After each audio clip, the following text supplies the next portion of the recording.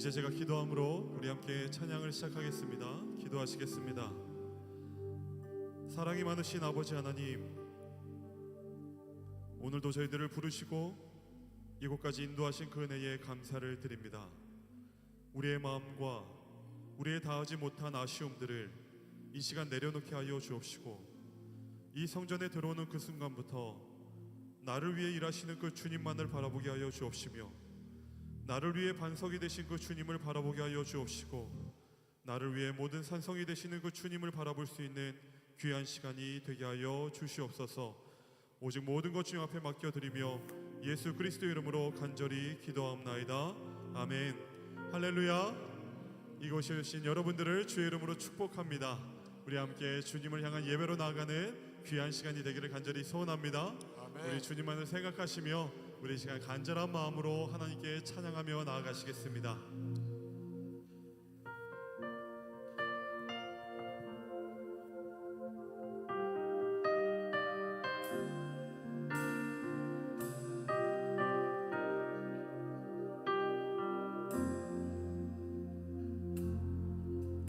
날이 저물어 갈 때, 빈들에서 걸을 때, 그때가 하나님의 때.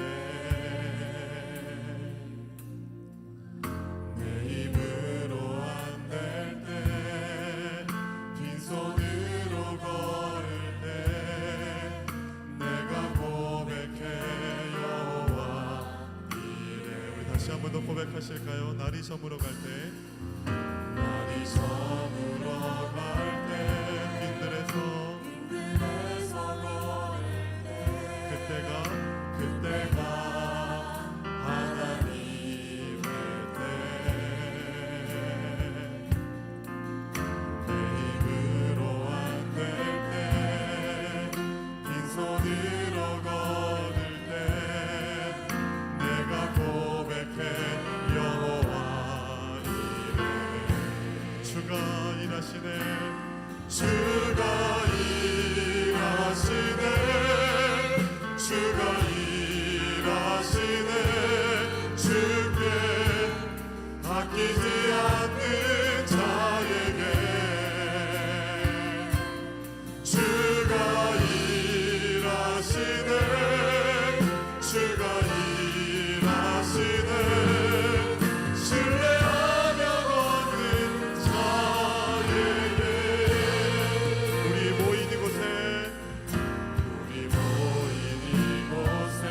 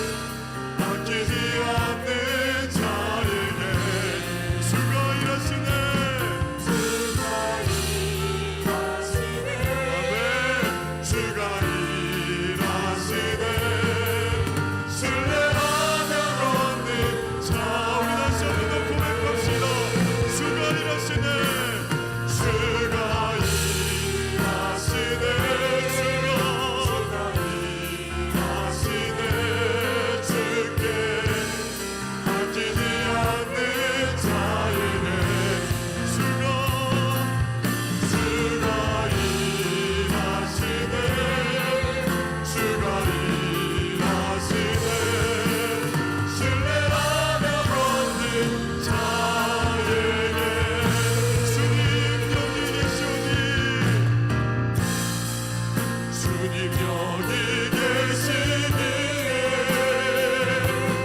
이 깊은 바다가 반석이 되고 주님 여기 계시니 반석이를 내가 걷습니다. 내가 걸어가리라.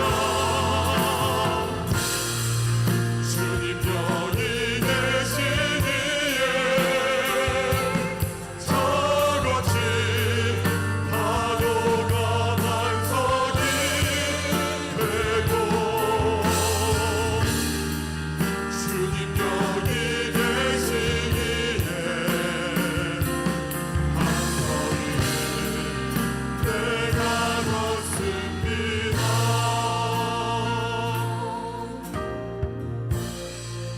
주님 나를 부르시니 두려움 없이 내서 나아가리라. 주님 나를 부르시니 주님 내게 오라시니 주님 보고 계시기에 주님 보고 계시기에 의심치 않고 바다를 걸어가리라. 주님 보고 계시기에 주님 보고 계시기에 아멘. 주님 여기 계시기에 주님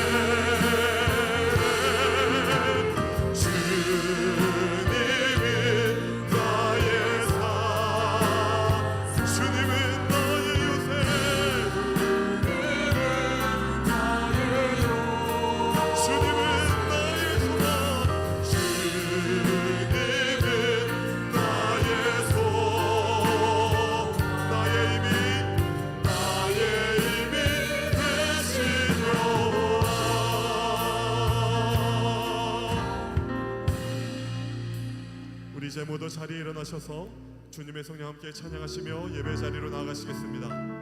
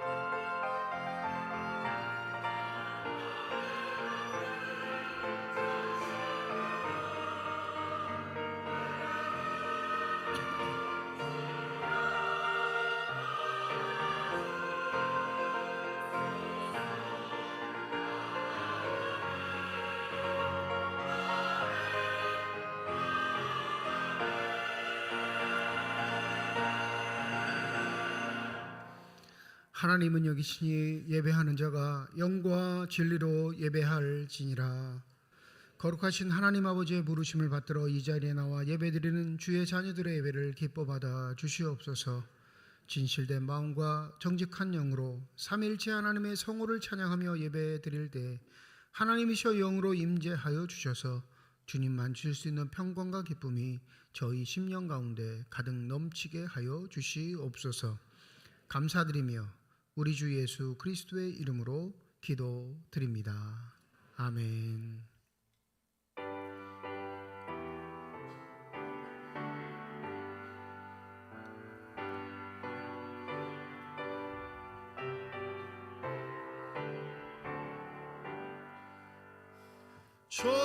전능왕 오셔서 주 이름 찬송케 하옵소서. 영광과 권능의 성부여 오셔서 우리를 다스려 주옵소서. 강생한 성자여 오셔서 기도를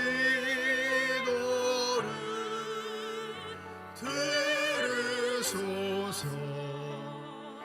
택하신 백성들 복 내려주시고 거룩한 마음을 주옵소서. 위로의 주 성령 오셔서 큰 증거 주옵소서. 전능한 주시여 각 사람 마음에서 떠나지 마시고 계십소서. 성삼위일체께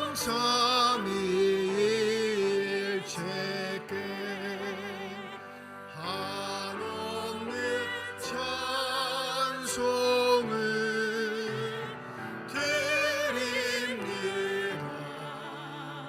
존귀한 주님을 영광 중배옵고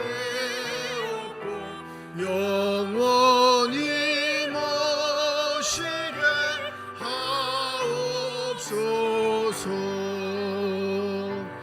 아멘.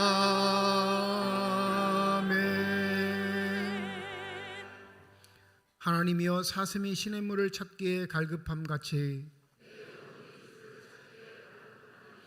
내 영혼이 하나님 곧 살아계시는 하나님을 갈망하나니 사람들이 종일 내게 하는 말이 내 하나님이 어디 있느뇨 하오니 내 영혼아 내가 어찌하여 낙심하며 어찌하여 내 속에서 불안해하는가.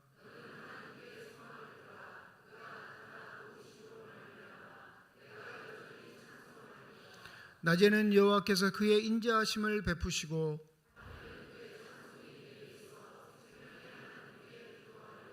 내 반석이신 하나님께 말하기를 어찌하여 나를 잊으셨나이까.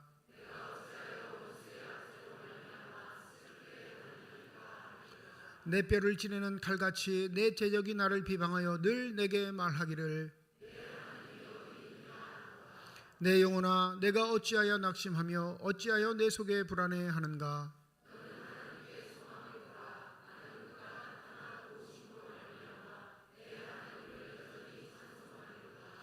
아멘. 지난 한 주간 동안의 삶을 되돌아보며 주님 앞에 참회의 기도를 드립니다.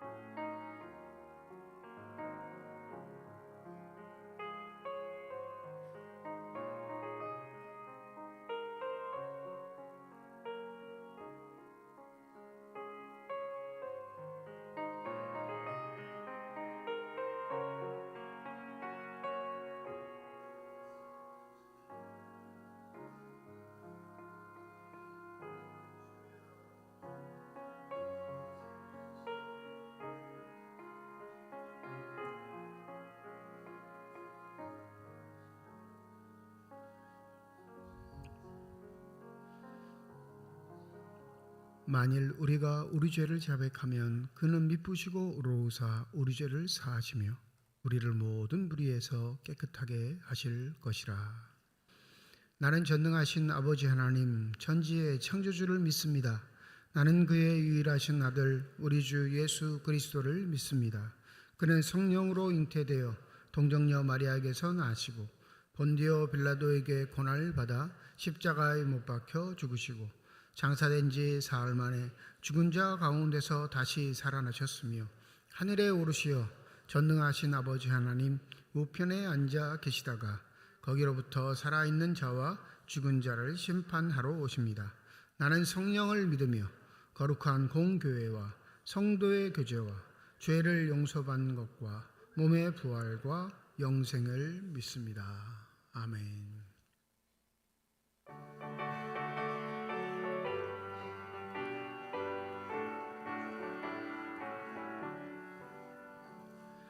이 세상의 모든 죄를 밝히시는 주의 보혈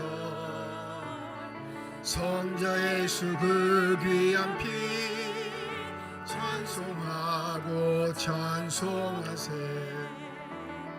주님 앞을 멀리 떠나 길을 잃고 헤맬 때에 나의 뒤를 따라오사 친히 구원하셨도다. 흰 눈보다도 흰 눈보다도 주의 흘리신 보혈로 희게 씻어 주옵소서. 가시관을 쓰셨으니 피로 얼굴 물드셨고 십자가의 모진 고통 나를 위해 당하셨네.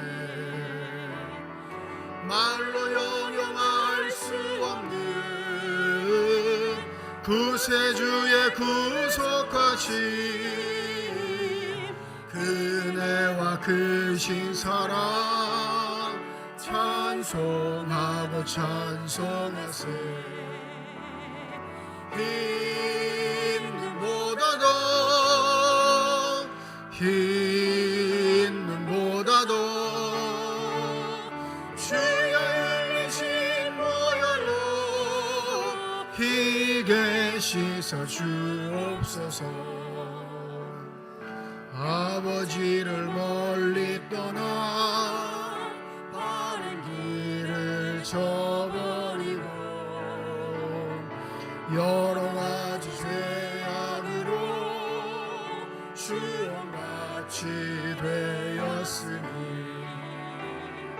물 같은 것 가지고는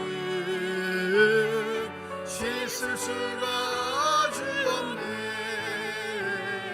주여 귀한 보배 피로 날 정결케 하옵소서. 흰 눈보다도 흰 눈보다도 주의 흘리신 보혈로 희게 씻어 주옵소서. 아멘.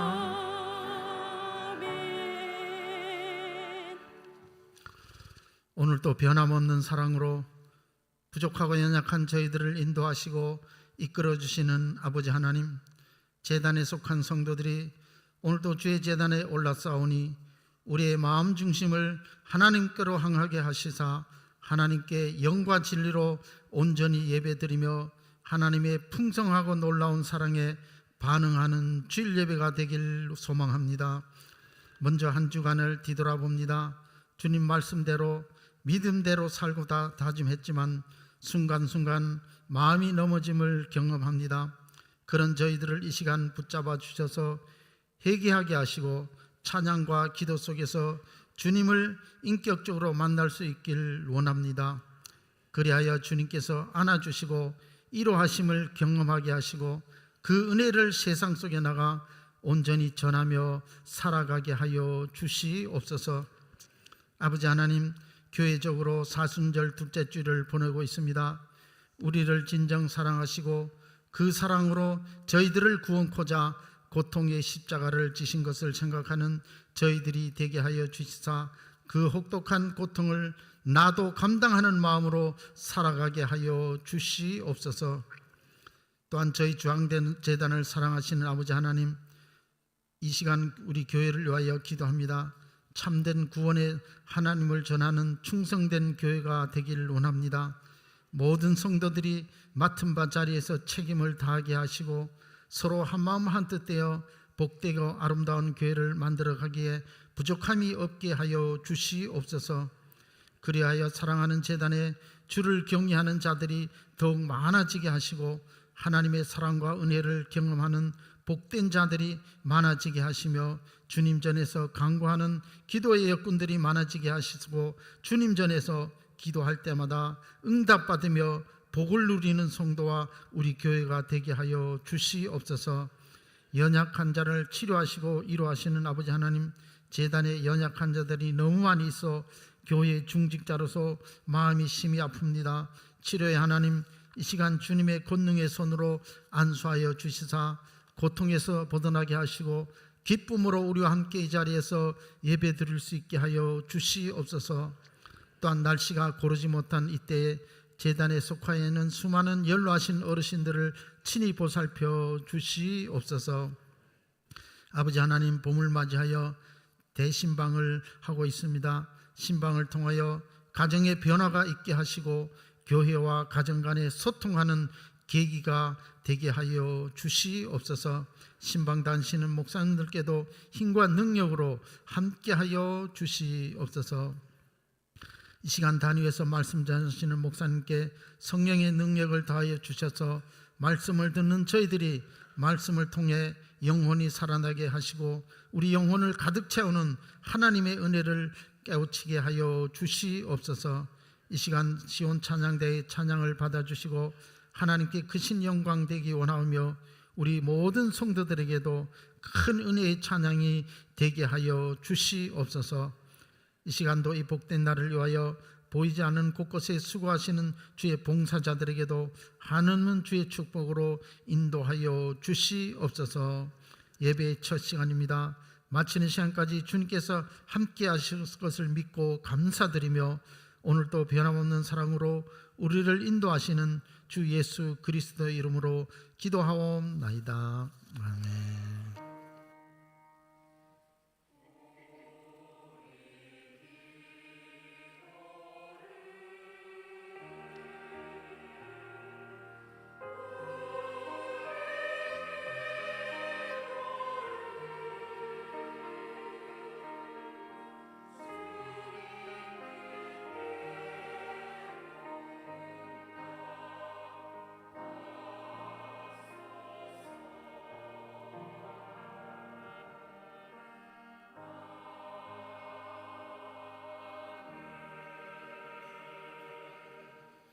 사순절 둘째 주일 우리에게 주신 하나님의 말씀입니다. 구약성경 시편 27편 1절에서 6절 말씀, 신약성경 누가복음 13장 31절에서 35절까지의 말씀입니다. 다 함께 자리에 일어나 하나님의 말씀을 받겠습니다.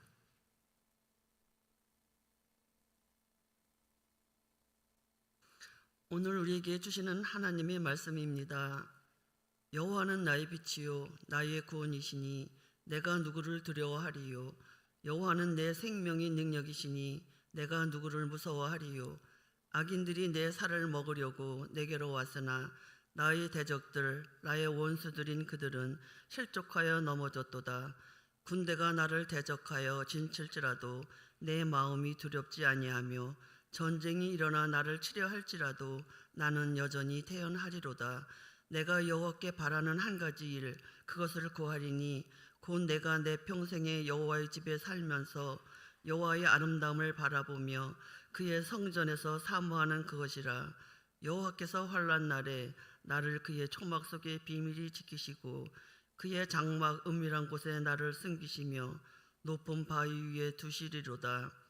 이제 내 머리가 나를 둘러싼 내 원수 위에 둘리리니 내가 그의 장막에서 즐거운 제사를 드리겠고 노래하며 여호와를 찬송하리로다.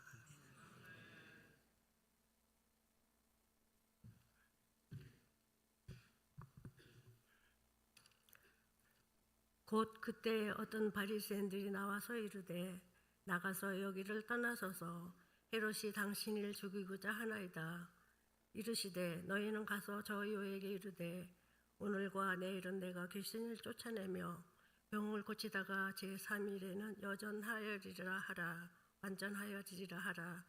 그러나 오늘과 내일과 모레는 내가 갈 길을 가야 하리니 선지자가 예루살렘 밖에서는 죽는 법이 없느니라. 예루살렘아 예루살렘아 선지자들을 죽이고 내게 파송된 자들을 돌로 치는 자여, 암탉이 제 새끼를 날개 아래 모음같이 내가 너의 자녀를 모으려 한 일이 몇 번이나. 그러나 너희가 원하지 아니하였도다. 보라 너희 집이 황폐하여 버림받으리라. 내가 너희에게 이르노니 너희가 주의 이름으로 오시는 이를 찬송하리로다 할 때까지는 나를 보지 못하리라 하시니라. 하나님께서 이 말씀을 통하여 우리에게 은혜 주시기를 원합니다. 아멘.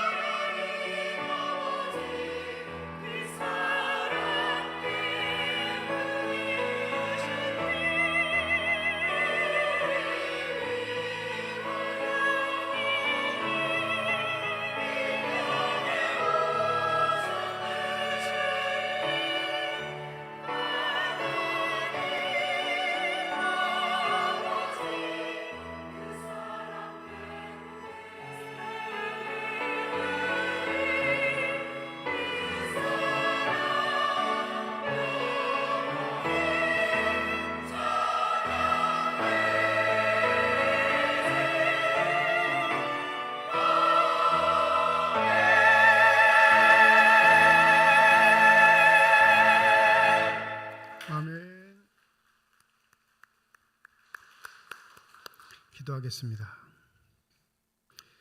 이 시간 우리들의 눈을 열어주시사 주님의 얼굴 바라보게 하여 주시옵시고 우리들의 귀를 열어주셔서 주 음성 듣게 하여 주시옵소서.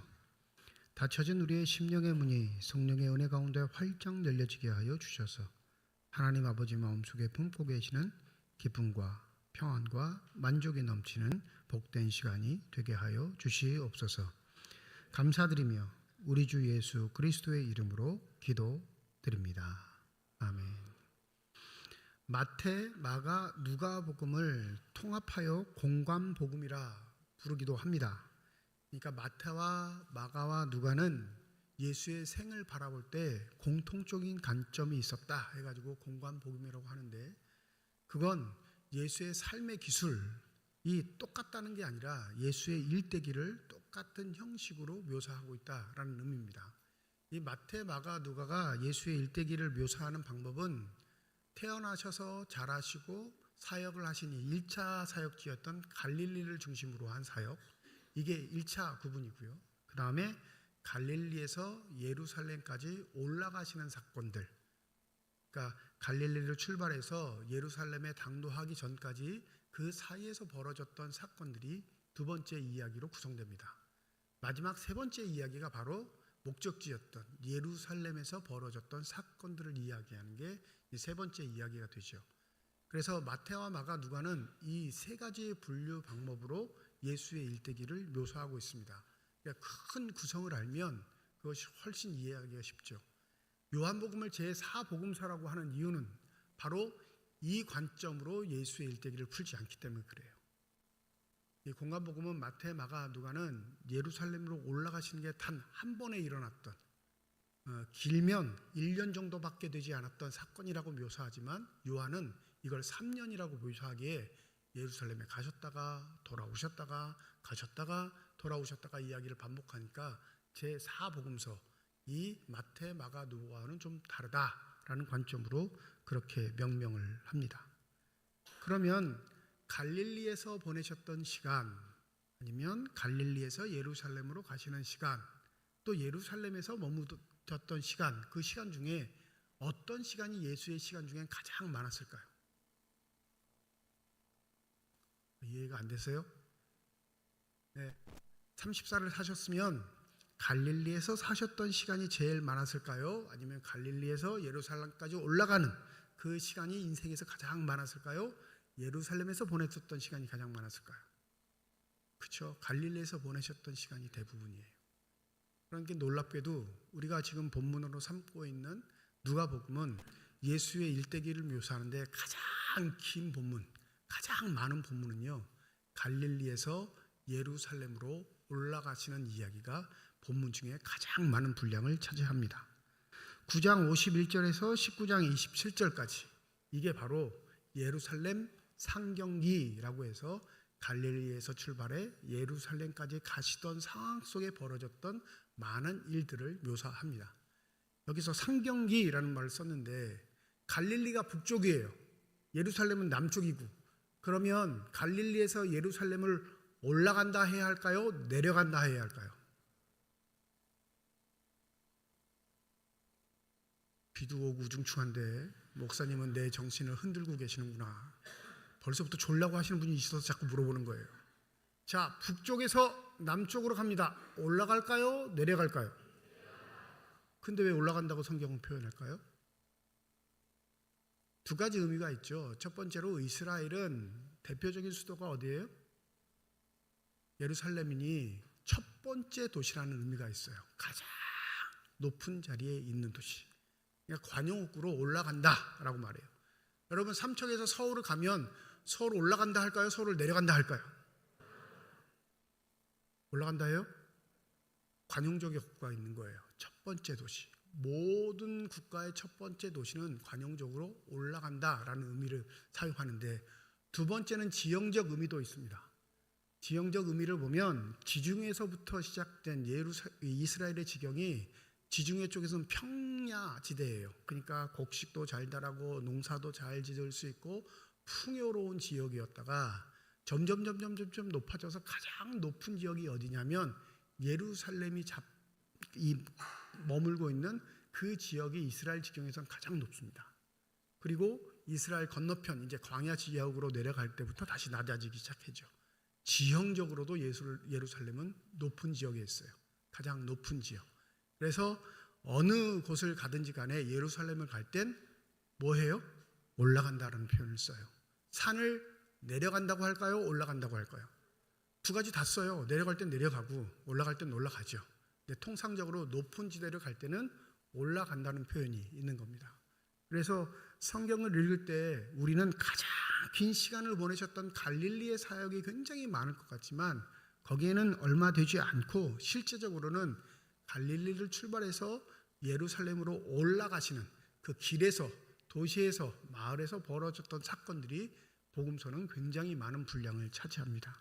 오늘 본문이 바로 그 예루살렘 장경기 올라가시는 과정에서 이루어졌던 한 가지의 사건을 우리에게 묘사합니다. 31절에 보면 곧 그때 어떤 바리새인들이 나와서 이르되 나가서 여기를 떠나소서, 헤롯이 당신을 죽이고자 하나이다. 헤롯의 통치 영역은 갈릴리입니다.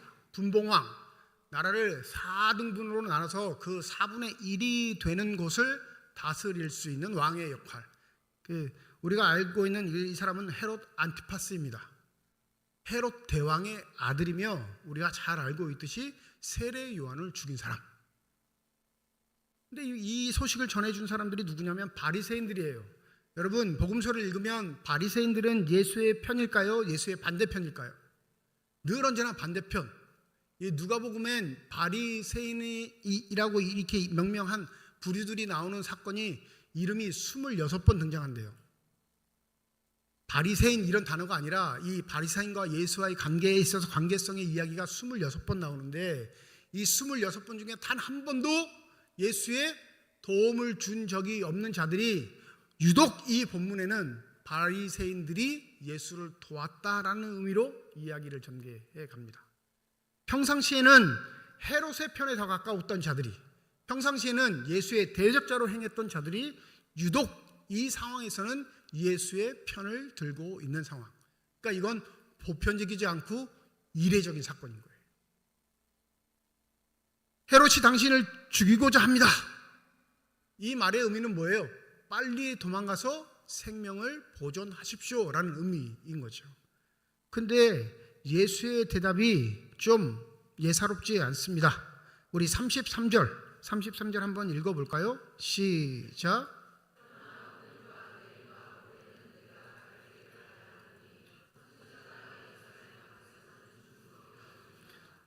이게 왜 예사롭지 않은 이야기냐면 우리는 예수가 이미 알아요. 예루살렘에서 죽으실 거라는 것. 이미 과거의 사건들을 우리는 확증하고 있는 것이니까 예수가 그냥 예루살렘에서 죽는 걸 아니까 우리는 그렇게 말씀하셨겠지. 하지만 실제적으로 이 말을 듣고 있는 2000년 당시의 바리새인들은 이 말은 어마어마한 이야기입니다.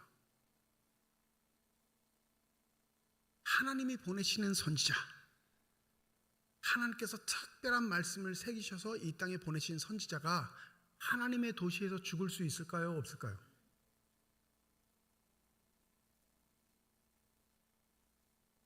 (2000년) 당시 신앙관이 올바랐던 사람이라면 이 예수의 말은 부정적으로 받아들이지 않습니다. 안 받아들이는 걸 거부해요. 왜요? 두 개 다 공통분모는 하나님이에요. 하나님의 메시지를 가진 자, 하나님이 거하시는 땅, 하나님의 집이 있는 예루살렘. 이 공통분모가 하나님이 있기 때문에 하나님과 하나님을 플러스하면 이게 망할 수 있을까요? 없을까요? 없지요.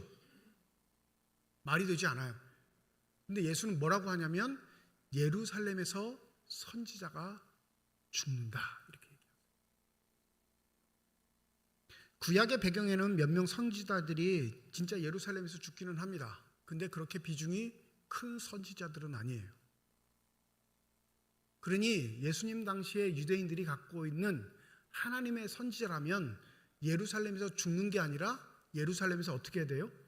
환영을 받는 게 맞아요. 왜요? 하나님의 말씀을 지닌 자가 하나님의 도성에 왔으니 이제 정말로 하나님이 우리를 축복하실 거다. 그러니까 예수가 말하는 것과 정반대 상황이 돼야 그것은 하나님의 뜻으로 용인됐던 사회에 예수는 과감하게 뭐라고 말하냐면 선지자는 예루살렘에서 죽는다 말씀하시는 겁니다. 그런데 여기 우리 32절에 보면 이 헤롯을 예수가 여우라고 표현을 하십니다. 너희는 가서 저 여우에게 이르되 오늘과 내일은 내가 귀신을 쫓아내며 병을 고치다가 제3일에는 완전하여 지리라. 쉽게 말씀드리면 나는 내 할 일 할래. 걱정하지 마. 이 얘기한 거예요. 뭐 너무 고민하실 필요 없어요. 그런데 헤롯을 뭐라고 표현한다고요? 여우. 이 여우는 보편적으로 우리 문화에서 그렇지만 영리하고 교활한 동물. 그죠? 좀 얄밉고 떡 부러지면 뭐라고 그러죠? 그게 나쁜 의미예요? 좋은 의미예요? 포함되어 있어요. 두 가지. 그죠? 사랑할 수는 없는데 딱히 뭐라고 나쁘다고 말할 수 없는. 그죠? 근데 유대 문화에서는 이 여우라고 표현할 때 우리가 갖고 있는 보편적인 교활하고 지혜가 많고 자기의 삶에서는 결코 손해보지 않는 그런 동물이라고 평가하는 것도 있는데, 유대 사회에서는 여우를 어떻게 평가하냐면 사자의 자리에 대신 왕 노릇하는 자. 그러니까 자신이 여우인데 자신 스스로는 뭐라고 생각하는 거예요? 사자라고 생각하는 거예요. 실제는 여우인데 왕 노릇을 하면서 자기가 사자라고 착각하는 존재들을 여우라고 표현합니다. 그러니 예수님께서 헤롯을 여우라 표현하신 건 두 가지의 의미가 다 포함되겠죠. 교활한 자 뿐만 아니라 왕이어서 자기가 사자인 줄 알지만 실제적으로는 뭐라는 거예요? 여우라는 거예요. 사자하고 여우하고 싸우면 누가 이길까요? 궁금하시면 동물원이라서 한 번씩 싸움을 붙여보세요. 여우라고 표현하면서 이해 판단을 하시는 예수, 여기 이 누가복음 13장 31절에서 35절 두 편의 동물이 등장하는데 두 마리가 등장하죠. 여우와 또 누가 등장할까요? 아니 본문은 같이 다 읽고 들었는데 네. 신학교의 그 학제가 미국의 영향을 받아서 개편이 한 번 됐습니다. 예전에는 70년대에는 대학을 졸업하시면 그냥 신학교 4학년을 졸업하면 일정 기간의 시간을 거쳐 바로 안수를 줬다가 이게 미국의 영향을 받아서 4년 갖고 안 된다. 반드시 목사 될 사람들은 3년 동안 대학원 과정을 거쳐야 가지고 이게 학제가 바뀌었어요. 그리고 7년을 공부해야 목사 시험을 볼 수 있는 자격을 주어집니다. 근데 이게 대학원을 갈 때 신학교 출신만 대학원을 받는 게 아니라 일반 대학 출신도 대학원을 진학할 수 있으니까 성경고사라는 걸 봐요. 신학교는 입학 시험을. 그 성경 시험 중에 이 기출 문제들이 있습니다. 이렇게 수십 년간 쌓여져 있는 기출 문제. 이게 첫 번째 시험 공부예요. 그 기출 문제 중에 이런 문제가 있습니다. 성경에 등장하지 않는 동물 이름은? 진짜예요. 아니 4년제 대학을 졸업한 사람들의 수준이 뭔지 몰라서 그런 얘기를 했을까요? 그런 문제가 있어요. 진짜 성경에 등장하지 않는 동물은 해가지고 보기 1, 2, 3, 4. 이거 많이 맞을까요? 많이 틀릴까요? 많이 틀려요. 왜요? 동물을 유의해서 본 적이 없거든요. 이런 문제도 있어요. 동물 중에 성경에서 말하는 동물은? 궁금하시면 다 집에 가서 찾아보세요. 네. 오늘도 동물이 등장해요. 여우와 암탉. 여우는 헤롯이고 암탉은 누굴까요? 암탉. 모르시면 34절을 한번 읽어보죠. 34절입니다. 시작.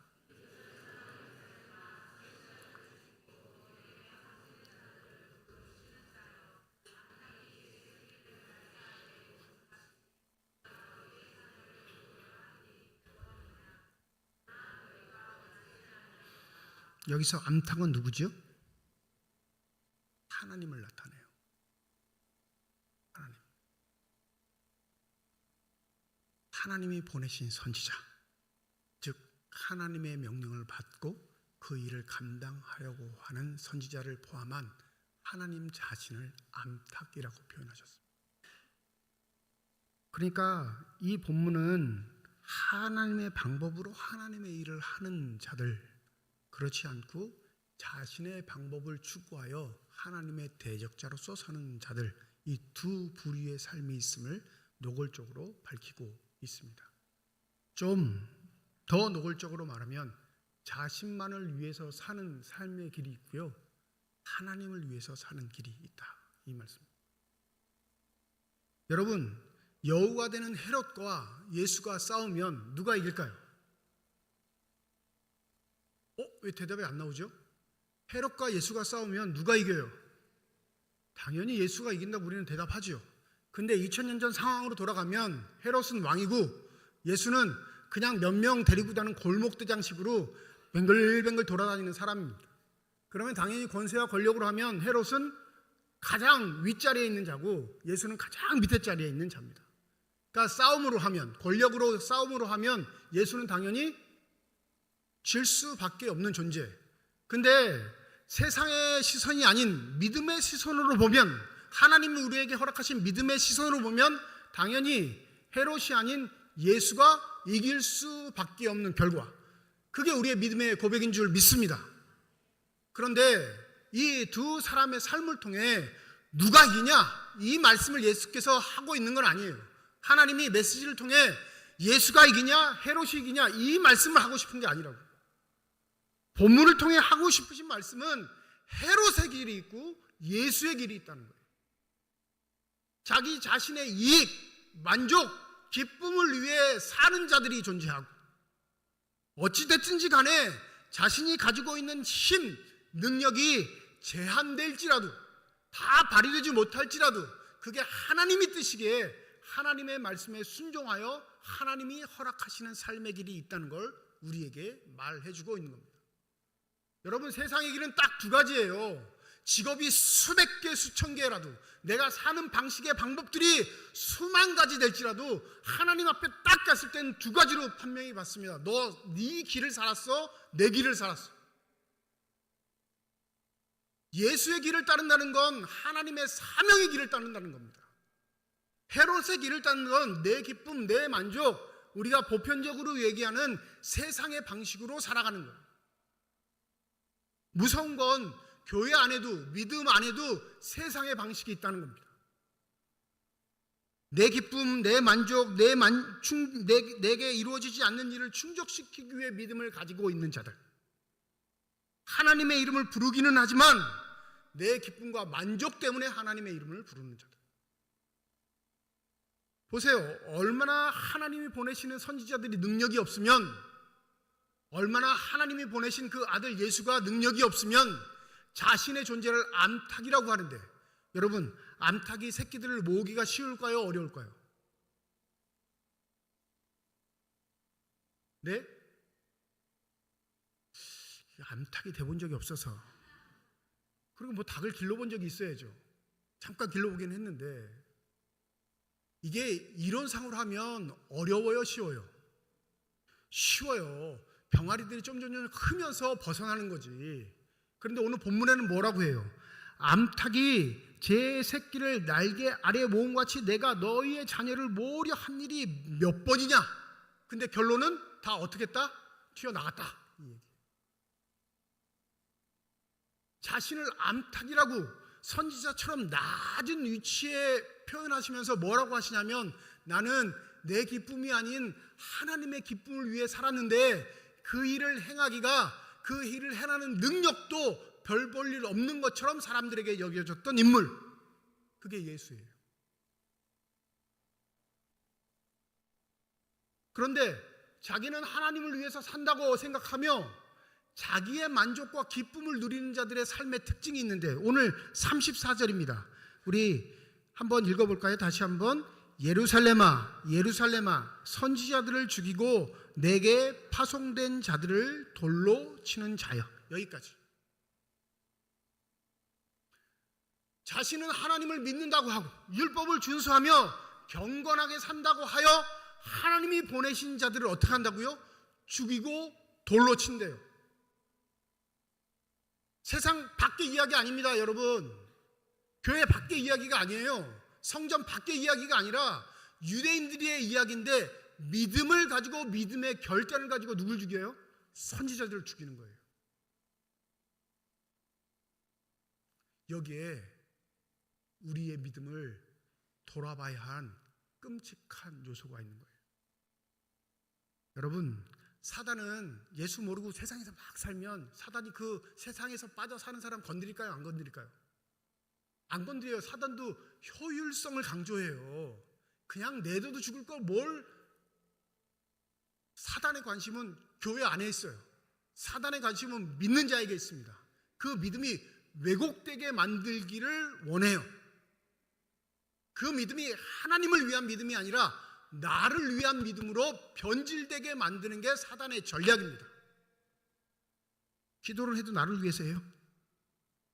어려움이 와도 이 어려움을 피할 길을 찾기 위한 기도가 믿음의 기도인 것처럼 착각하고 그렇게 기도를 합니다. 우리 사도행전 20장에 보면 바울이 예루살렘을 가기 전에 에베소에 있는 장로들을 불러가 함께 기도의 모임을 갖고 말씀을 나눕니다. 근데 에베소에 있는 장로들이 바울을 급히 찾아가 온 건 바울의 요청도 있었지만 그들이 받은 기도의 응답이 있었기 때문에 그래요. 무슨 기도의 응답? 예루살렘에 가면 죽어. 누가? 바울이. 그럼 바울을 사랑하는 장로님들이 바울을 말려야 돼요? 가라고 떠밀어야 돼요?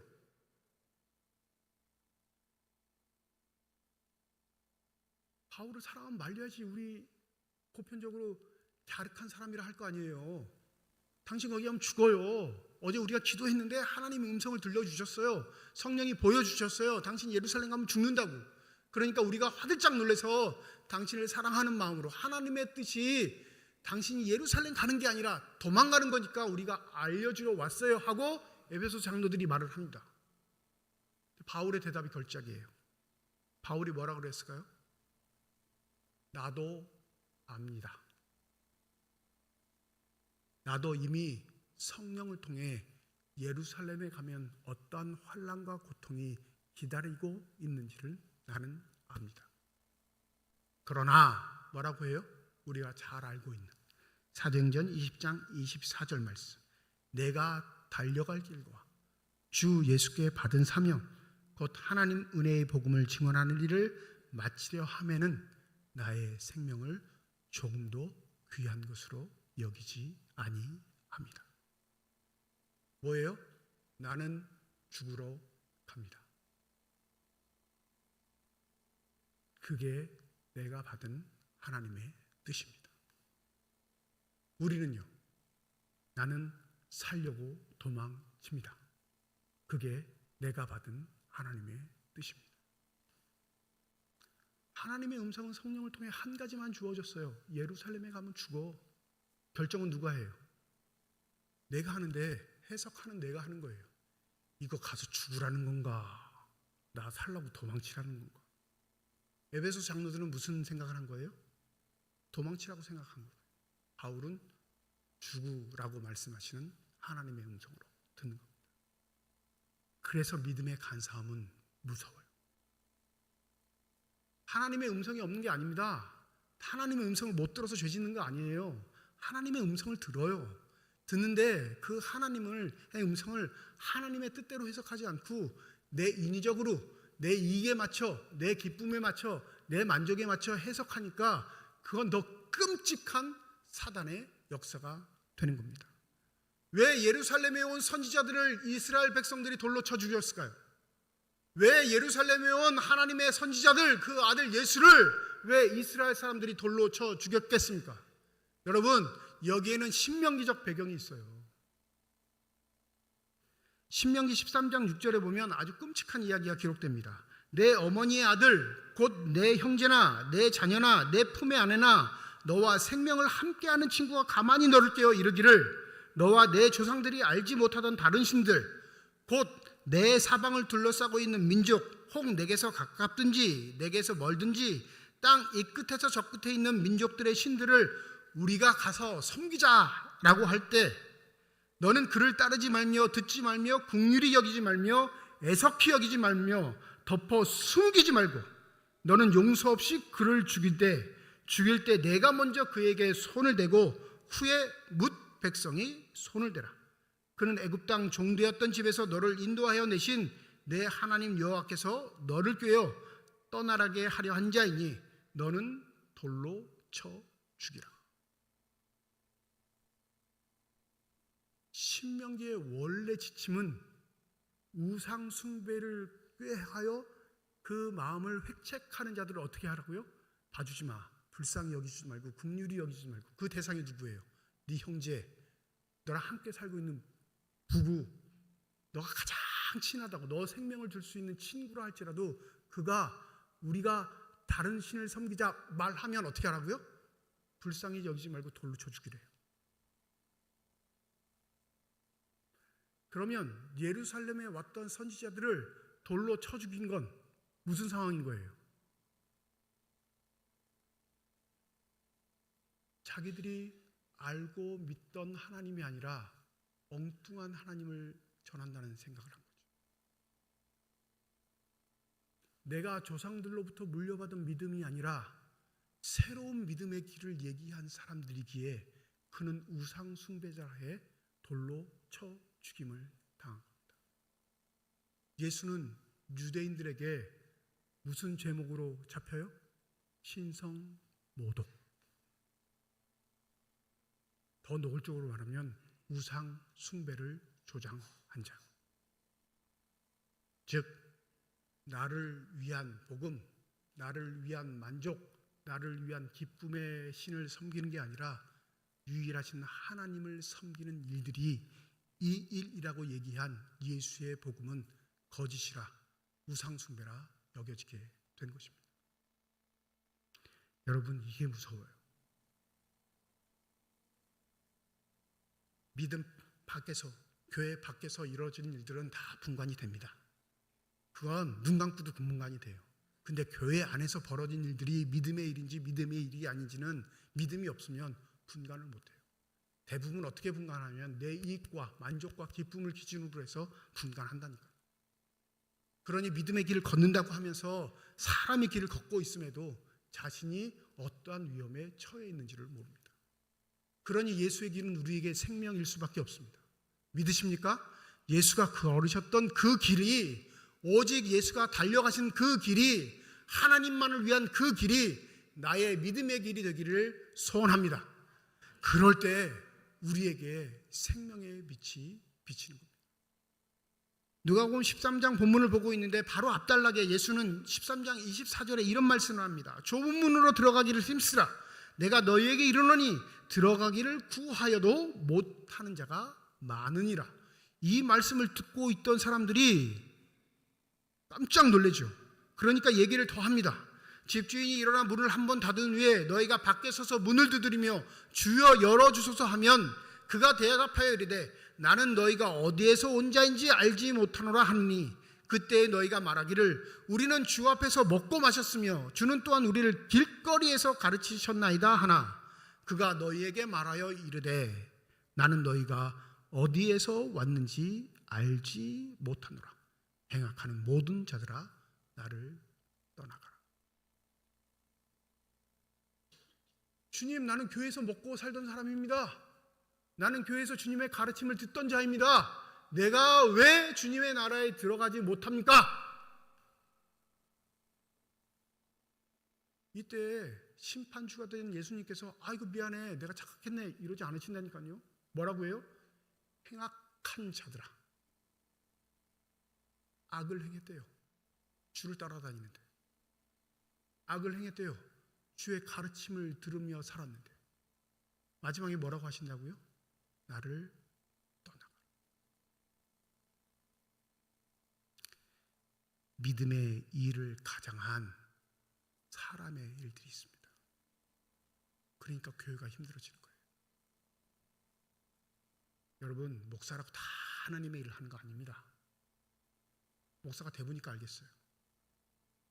저희 아버지도 목사였고 형제들 중에도 목사가 있고 가족 중에도 다 그런 일들 하는 교육자들이 있는데 목사로 다 하나님 사람 아닌 거예요. 허울은 그럴듯한데 자기의 일을 하는 사람이 부지기수예요. 부지기수. 근데 사람들은 속죠. 왜요? 그럴듯한 가운 입었지, 교육받았지, 품새 있지, 괜히 덤볐다가 벌받을 것 같지. 근데 놀라운 건 하나님께는 통하지 않는다는 사실이에요. 목사만 그래요? 여러분도 마찬가지. 예수의 길을 걷는 건 내 직업 다 버리고 전업으로 목사가 되든지 전도사가 되든지 선교사가 되라는 말을 하는 건 아니에요. 너의 삶의 길이 하나님께서 인정하시는 길이냐? 수만 가지 직업 중에 너희들이 그 직업의 전선에서 정말 예수의 길을 쫓고 있느냐?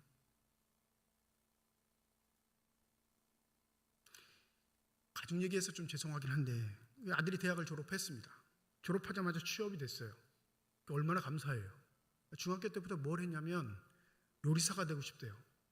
처음엔 기기과 찾죠. 요리사? 하루는 중학교 때 관광고등학교 가서 실습을 하고 방학 때 그게 있어요. 몇 명을 뽑아서. 근데 이 관광고등학교에서 인류 호텔 조리장들이 와가지고 일주일 동안 수업을 한 거예요.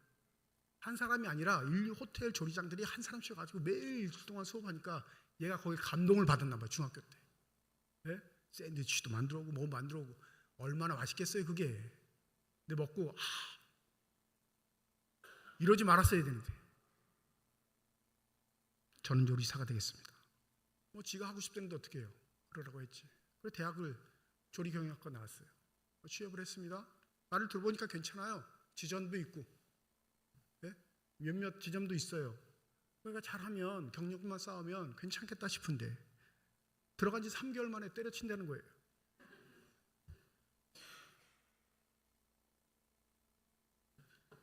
이제 속 타네요. 아들 얘기하니까. 네. 이 말렸을까요? 안 말렸을까요? 네? 딱 제 스타일을 보면 안 말려요. 왜? 그러니까 서울 가겠다는 거예요. 서울 가고 싶어서 가는 건지. 근데 한 분이 제가 잘 아는 집사님, 같이 교회에서 신앙생활했던 집사님이 계시는데 제가 이제 별명으로는 짠돌이 집사라고 불러요. 안수 집사인데 얼마나 짠돌인지 제가 밥 5번 사면 자기는 한 번 사요.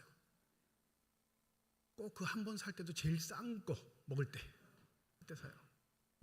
그 집사 대놓고 말하진 않지만 짠돌이 집사라고 하는데 이 양반이 가게를 차리는데 아들을 1년 동안 계속 설득하고 나랑 같이 하자.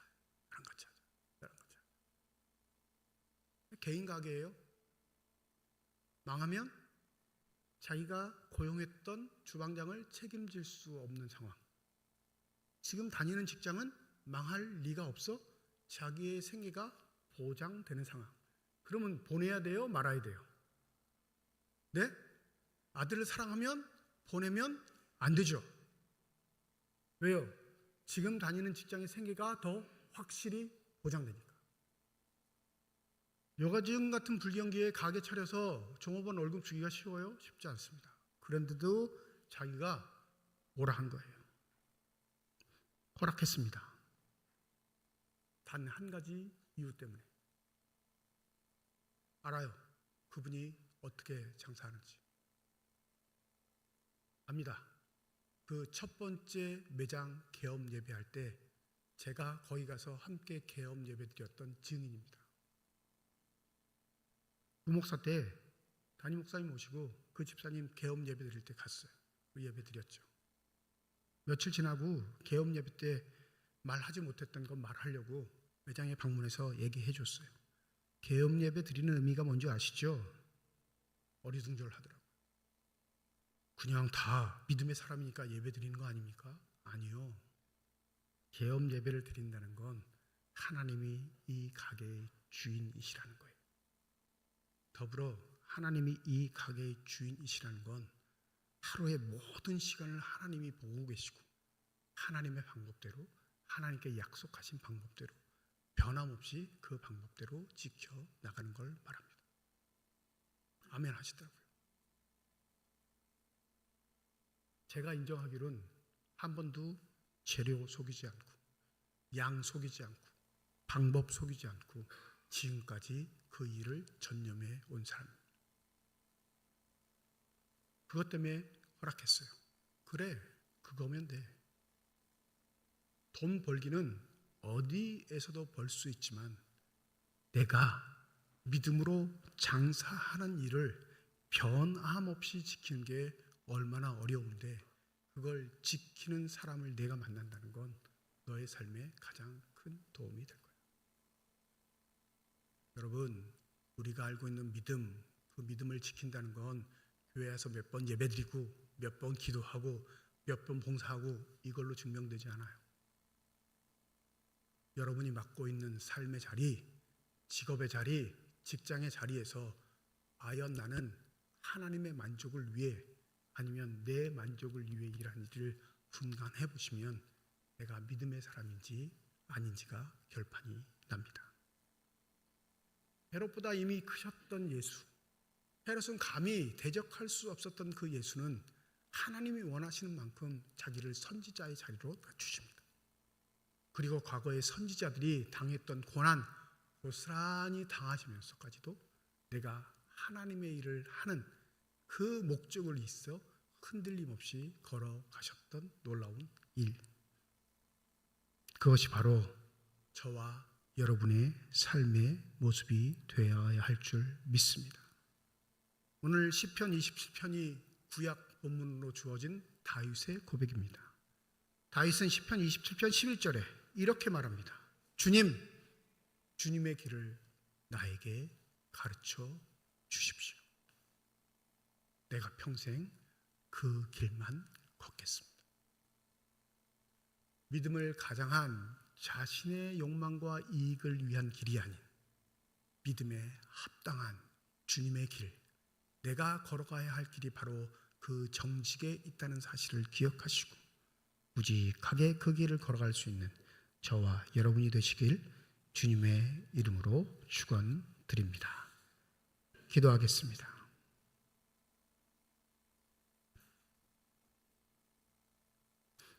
다윗은 고백합니다. 이 세상 머무는 내 한 생애에 반드시 주님은 나에게 은총을 주실 겁니다. 그리하기에 어떠한 어려움 속에서도 강하고 담대하게 나는 주님을 기다린다 고백합니다. 우리의 삶의 자리에 사단은 여러 가지 유혹 속 내 기쁨과 만족을 위해 살아라 유혹합니다. 하나님이 주신 사명의 길은 내어 던져버리고 내 배를 불리는 일에 혈안된 사회에서 그것은 가장 바람직한 삶이라 여겨지기 때문입니다.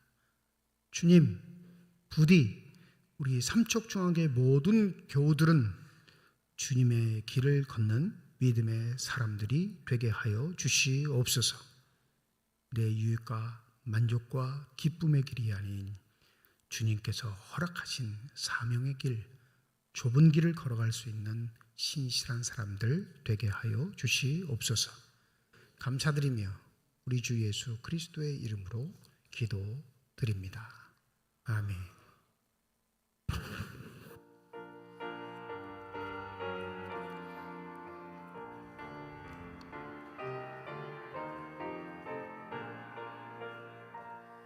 나는 예수 따라가는 십자가 곧 사랑 주 이름 증언하기를 왜 주저하리요. 다른 군사 피 흘리며 나가서 싸울 때 나 혼자 편히 앉아서 바라만 보리요. 다른 사람 어찌든지 나 주님의 용사되리. 나는 주의 군사되 충성을 맹세하여 내가 승리하기까지 주 내로 싸우리. 주님의 용사된 내게 주의 일 맡기소서. 그 승리의 영광 위에 싸워야 하리라. 주만 겁낼 것 없도다. 모든 싸움 이긴 후에 그날에 이르며 승전과 높이 부르며 큰 영광 누리리. 다른 사람 어찌든지 나 주님의 용사되리. 나는 주의 군사되 충성을 맹세하여 내가 승리하기까지 주 내로 싸우리. 주님의 용사된 내게 주의 일 맡기소서. 오석철 장로님 가정에서, 전병욱 장로님 가정에서, 방용자 원사님 가정에서, 이준락 집사님 가정에서, 조수홍 집사님 가정에서, 최두식 안수 집사님 가정에서 무명으로 건축 헌금 드리셨습니다. 하나님 아버지의 은혜와 사랑을 진심으로 감사드립니다. 사순절을 맞이하며 주일을 맞이할 때 나오지 않고 방황하는 영혼들도 있는데 주님의 초대에 응답하여 빈손으로 나오지 아니하고 주 앞에 드릴 수 있는 예물 있어 주 앞에 나온 모든 성도들을 주님의 이름으로 축복하여 주시옵소서. 예물 드리는 손길 주님께서 하시오니 저들의 삶의 형편을 살피시사 늘 기도하는 자들로 기도의 응답이 있게 하여 주시옵시고 어떠한 어려운 경우에도 주 도우심으로 믿음의 길 아름답게 걸어갈 수 있는 결단이 있는 귀한 삶이 되게 하여 주시옵소서. 이 예물 쓰여지는 곳 하나님의 사랑만 증거되게 하시고 하나님의 뜻이 심겨져 아름다운 열매로 승화되게 하여 주셔서 거룩한 예물 하나님의 나라와 교회를 위해 복되게 사용되는 귀한 예물 되게 하여 주시옵소서. 시연왕상불과 시연 찬양들을 비롯한 모든 예배위원들, 교회 학교 교사를 비롯한 모든 재직회 부서들을 축복하여 주셔서 주님의 나라와 주의 몸된 교회를 위해 수고하는 자들에게 허락하신 성령 충만한 복을 더하여 주셔서 한결같게 하시고 신실하게 하시고 죽게 하듯 섬길 수 있는 귀한 손길로 인정받게 하여 주시옵소서. 병상에 누워있는 환우들이 있습니다. 또 환우들을 돌보는 가족들을 주님께서 하시오니 그 마음의 울적함들 치유하여 주시고 병상에 누워있는 환부에 주님의 손으로 안수하여 주실 때 저들의 질병, 고통, 아픔이 치유되게 하시고 회복되어져 더욱더 강건하게 주님을 섬길 수 있는 믿음의 사람들 되게 하여 주시옵소서. 우리의 기도에 응답하시겠다 약속하신 하나님, 그 기도가 우리의 이익과 유익과 만족을 위한 기도가 아닌 하나님의 나라를 위한 기도로 바뀌어지게 하여 주셔서 하나님의 나라가 이 땅에 이루어짐을 기뻐하며 감사할 뿐만 아니라 그 일을 위해 내가 하나님의 부르심을 받았다는 자부심으로 하루하루 복되게 살아갈 수 있는 믿음의 선한 사람들 되게 하여 주시옵소서. 우리에게 허락하신 귀한 자녀들, 믿음의 아들, 딸들 삶의 길을 축복하여 주셔서 세상의 세파에 흔들리지 않게 하여 주시옵시고 사단의 유혹에 넘어가지 않게 하여 주셔서 하나님 찾고 부르실 때 아멘하여 순종하며 주의 일을 감당할 수 있는 주님의 선한 자녀들로 성장케 하여 주시옵소서. 감사드리며 우리 주 예수 그리스도의 이름으로 기도드립니다. 아멘. 우리 함께 인사하겠습니다. 하나님의 축복이 여러분과 함께. 네, 감사합니다. 옆에 분과 인사하시죠. 하나님의 축복이 옆에 계신 분과 함께. 감사합니다. 오늘 주일 예배는 오전 1부, 2부 예배를 드렸고요. 오후 2시에 오후 찬양 예배로 모이겠습니다. 오늘 오후 2시 오후 찬양 예배는 청소년부 헌신 예배로 드립니다. 우리 자녀들을 위해서 축복하시는 마음으로 함께 오셔서 함께 예배 드려주시고 또 격려해 주시고 축복해 주시면 감사하겠습니다. 다음 주일 예배는 오전 1부, 2부 예배로 모이겠습니다. 대신방 실시합니다. 이번 주 20일 목요일 건지구역, 21일 금요일 동부구역입니다.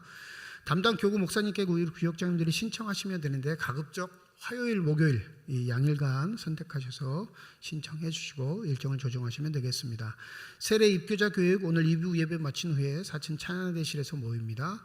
3월 금요 모임 안내입니다. 이번 주는 교사 대학이 있습니다. 21일 저녁 8시 지하 예배실에서 우리 유아부부터 청년부까지 교사로 섬기시는 분들 반드시 참여해 주시고 또 교사로서 마음이 있으신 분들 미리 교육을 받으셔도 됩니다. 그래서 함께 찾으셔서 교사대학 잘 진행될 수 있도록 협력해 주시면 감사하겠습니다. 마지막 주 28일은 연합구역예배로 본당에서 모입니다. 금요일입니다. 연합구역예배로 드리니까 우리 구역원들 모두 나오셔야 되는데 이번 3월달 모임은 우리 1교구가 예배 시간에 특송을 준비하시면 되겠습니다. 금요일 저녁입니다. 연합구역예배 때 우리 담당 1교구 장로님이 기도, 그 다음에 담당 1교구가 특송이 되겠습니다. 예배 잠시 마친 후에 우리 구역 모임도 하고 기도 제목 나눌 테니까 여러분들 함께 오셔서 예배 드려주시면 되겠습니다. 2분기 교육부 모임이 오늘 찬양예배 1층 쉼터에서 있습니다. 국내 성지순례 아직 신청 받고 있습니다. 3박 4일 일정이고 1인당 경비는 약 50만 원 정도입니다. 참여하시길 원하시는 분들은 사무실로 신청하시면 되겠습니다. 강원도 남순교회 연합회 순회 헌신예배가 오늘 오후 2시 30분 속초 더함교회에서 있습니다. 교회에서는 12시 30분에 출발합니다. 왜 꼭 주일날 하냐 이렇게 얘기하시는 분들도 계시는데 이 남순교회 행사가 그냥 의례적인 행사가 아니라 우리 노예에 있는 미자립 교회들, 연약한 교회들 같이 가가지고 오후에 같이 예배를 드려주는 거예요. 그리고 예배 드리고 선경금하고 응원하고 이런 행사로 지금 강원도 남성교회 순회 헌신 예배를 드리는 거니까 우리 남성교회 회원분들 중에 여건이 되시고 또 형편이 되신 분들은 함께 하셔서 가셔서 위로하시고 격려하시고 힘을 더해 주시는데 협력해 주시면 감사하겠습니다. 감사할 일 우리 방인숙 권사님 어머니 장례 위로 주문에 감사해서 오늘 점심에 떡과 과일을 준비해 주셨습니다. 우리 식사하시면서 격려해 주시고 위로해 주시면 감사하겠습니다. 이제 다 함께 자리에 일어나셔서 결단 찬양 하나님께 드리겠습니다.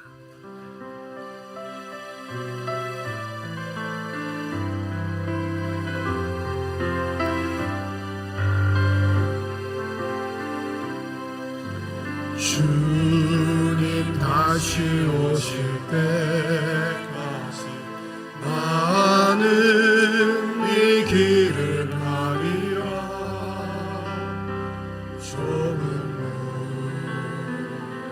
좁은 길 나의 십자가 지고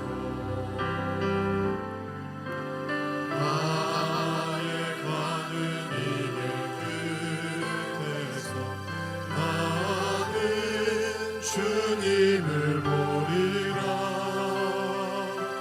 영광의 내 주님 나를 맞아주시리. 주님 다시 오실 때까지 나는 일어나 달려가리라. 주의 영광 온갖 덮을 때 나는 일어나 노래하리. 내 사모하는 주님 온 세상 부르시라.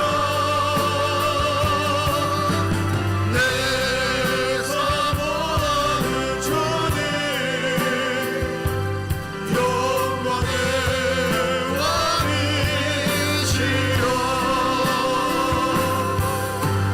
내 사모하는 주님 온 세상 부르시라.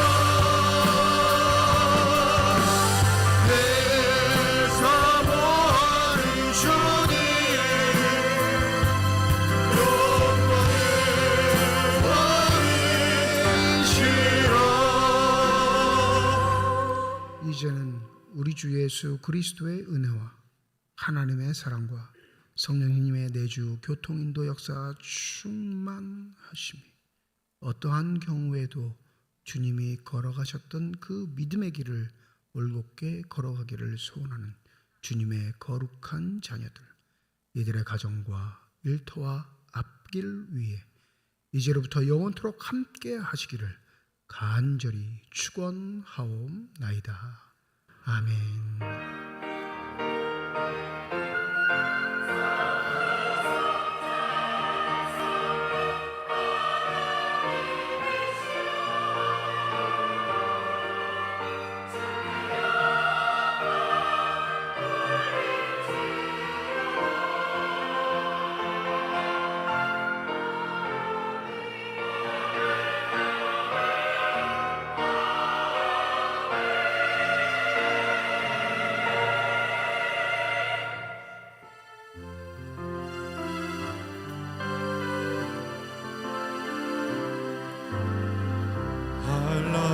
한라에서 백두까지